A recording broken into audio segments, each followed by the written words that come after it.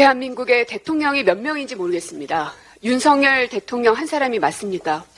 주변 인물들의 과도한 말과 행동이 불러온 비정상적 상황입니다.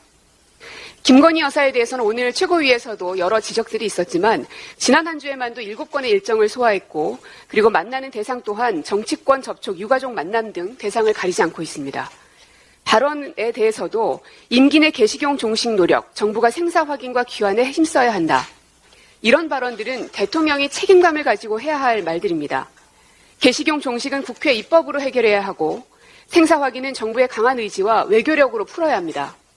김건희 여사의 말 한마디면 여당 국회의원들이 법을 척척 내주고 또 인사청문회를 거친 장관들이 영부인의 지시사항이라며 외교 테이블에서 의제로 논의되고 그러는가 보죠. 윤 대통령이 주 60시간 상한 발언을 했을 때 그건 대통령 개인 의견이라고 했던 대통령실 관계자 발언을 다시금 떠올리게 됩니다.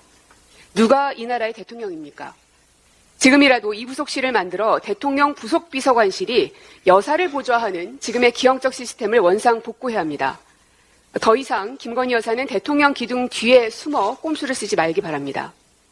또 하나의 인물은 김태효 안보실 1차장입니다.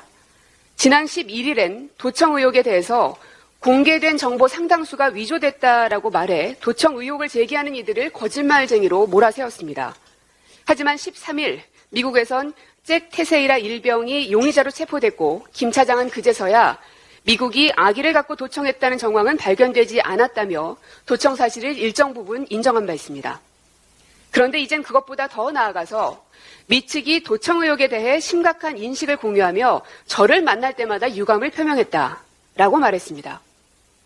유감 표명을 받아야 할 사람은 대한민국 국민들이고 현실적으로는 국민을 대표하는 대통령이어야 합니다. 누가 김태효 차장에게 대통령의 권한을 위임했습니까? 아니면 저희도 모르게 대통령 특사로 임명이라도 받았습니까? 김태효 차장은 지난 일본과의 굴욕 외교에 이어서 미국의 도청 의혹에 대해 혼선과 차질을 빚은 책임을 지고 물러나십시오. 대통령을 더 이상 식물 대통령으로 만들지 마십시오. 또한 윤석열 대통령은 한미 정상회담에서 미 측으로부터 공식적인 사과를 받아오길 바랍니다. 대한민국 국민들의 자존심을 더 이상은 무너뜨리지 말아주십시오.